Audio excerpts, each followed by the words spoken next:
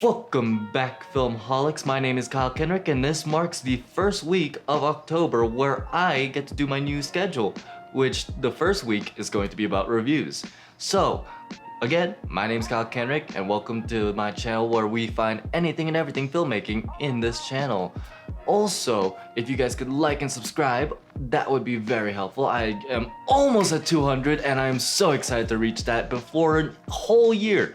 So it took me less than a year to get to 100. Now let's get to even lesser to get to 200. That would be dope. Anyway, to get the point, I get to review this amazing piece of gear. It looks a little weird and I do have some accessories on it. I will be touching on these accessories soon, but for now we get to review the DJI Mobile 3, which is the foldable gimbal that has been a trend lately ever since a indie company made one where it folds in itself so that you can have a more mobile gimbal wherever you go. But let's go ahead and get started. So what is this thing?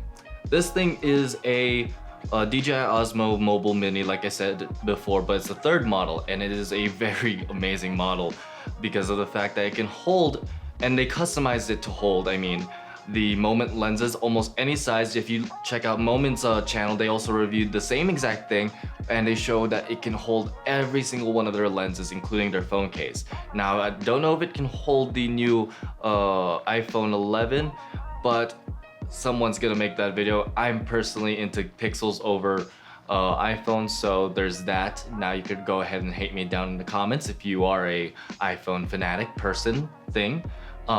Yeah. Now in last week's video, I showed you guys what would happen if you get two filmmakers to film the same exact video and then see what happens if they edit the same video but in their own style. So you got like two different tones, two different creativities. So it was a really intriguing thing. If you want to check it out, it'll be up here. Now, also, I'll be showing my clip in this video because I used this and the anamorphic lens from Moment to make that video. So it can show you the capabilities of what you can do with this and also the struggles that you have to deal with when you use this. Now, after that, we'll also talk about the pros and cons, but for now, let's go ahead and check out that clip. Boom!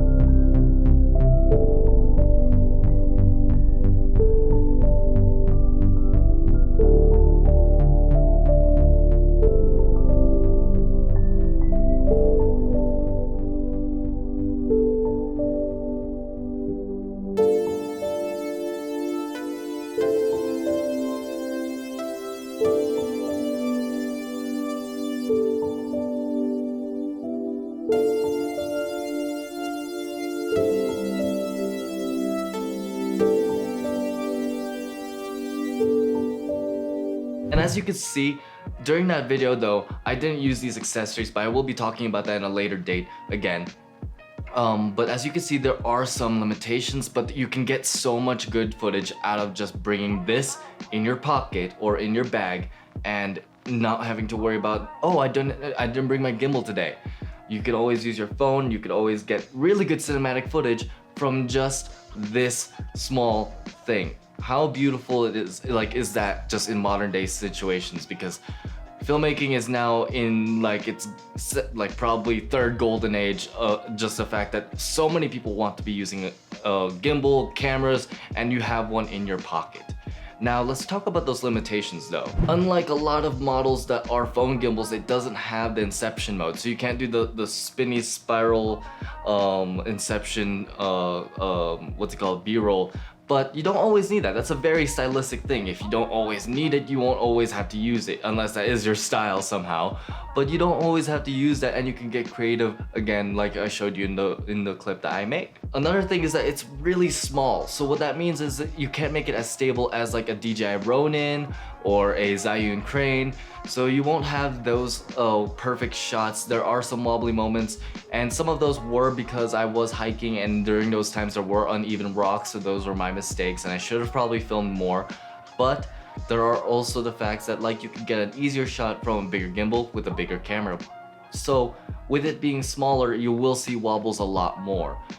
Now, if you don't mind that, and if you can stabilize that later on in your footage, then you don't have to worry about that at all, because some of those shots I could actually stabilize. I just didn't take the time to do so, just to show the limitations of this piece of gear. And with it being small, this is another reason why that it's a little bit harder to stabilize, is due to the fact of it being super light. Now, as you know, the lighter something is, the harder it is to stabilize. Just try to hold your phone still without it wobbling while you're filming. It's gonna be very difficult. Now, with a wide angle lens like the anamorphic, it's harder to notice, but in the same time, it's still noticeable. So adding some weight to it, adding some more heft to it will actually help again with this thing that I have that I will talk about later on in a future video. You know what? I'm gonna stop holding this. Another little limitation that it has is that it doesn't have a 360-degree access to it. So when you're object tracking, and if you're holding it steady, or if it's on a tripod, or if you just have it like held stationary and you're object tracking and it goes over its axis, it won't follow, it'll lose its tracking. So that is a slight defect. Now, if you do follow it with your hand or with your body like you're supposed to, it will be a lot better. So you won't always need it. It's just a small little snippet I have. I wish it was a 360-degree access, but in the same time, I don't always have to use it. I can always get creative shots without that. And with its capability to hold any moment lens is mainly my objective, because I love the anamorphic lens, which is one of their heavier lenses. It's not as heavy as their wide angle lens, but it's still pretty hefty. So sacrifice where you can profit, I guess, is where I'm going with that. Now to go to the pros for this, and yes, I did have 4 little snippets, but its pros will outweigh everything for my type of filmmaking. And yes, I did mention this as a con as well, where it is light.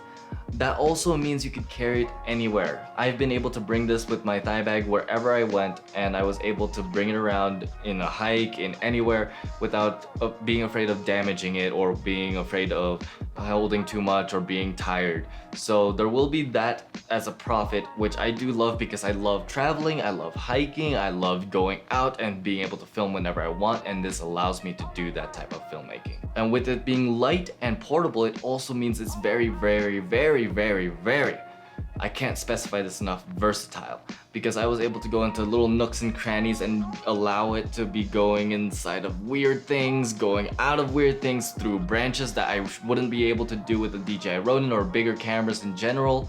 So it's a lot better for versatility, again, being able to film whenever you want, and that is what this is for, compared to a more narrative and like professional style of filmmaking, where you have to have the shot and you plan that shot out. So if you see something cool someday, just pull this out and you can film whenever. That allows you to be such a good guerrilla filmmaker.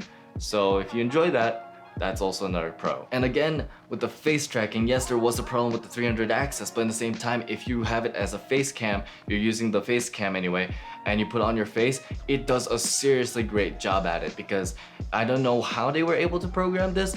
This is some like demon magic or some stuff, but it just follows you, and it just does it so rapidly, it does it so cleanly, it's so beautiful, it's so slick, and I prefer it that way. I've heard that they were able to do that with the Zion Crane and with the there was another one, the Osmo, no, the Moza Mini S, and those were doing great as well. But the main problem I had with the Moza Mini, I did return that actually, is due to the fact that it just didn't hold the lenses, which made me feel sad because I love anamorphic.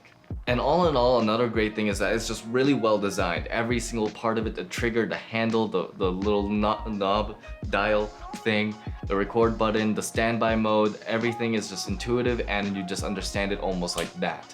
It's really, really easy to get into, really easy to find out and learn. So the learning curve is pretty small. It's still there to make your footage a lot more stabilized, but in the same time, it's a smaller learning curve than a lot of different Steadicams. And the face tracking, you don't get that. You don't get that with any other Steadicam except for these new ones coming out. So that's just a really cool, neat little thing that they have. So if I'm ever vlogging, definitely gonna be using that more. So expect that. Can't wait to show you guys more of those. Depends on when my next trip is, which is actually the end of October, so I'll show you guys what that looks like in a later date. But that's it for this. This review is a bit of a smaller one because it's honestly, like, there's not much you can say that's good or bad about this. It's just what it is. It's a foldable phone gimbal, and you have to realize that you get what you pay for. It is a phone gimbal. It has its limitations. It has its pros, but it does those pros really greatly, really goodly, really, really nicely. There we go, made it. But like I said before, this is just a great gimbal for your phone.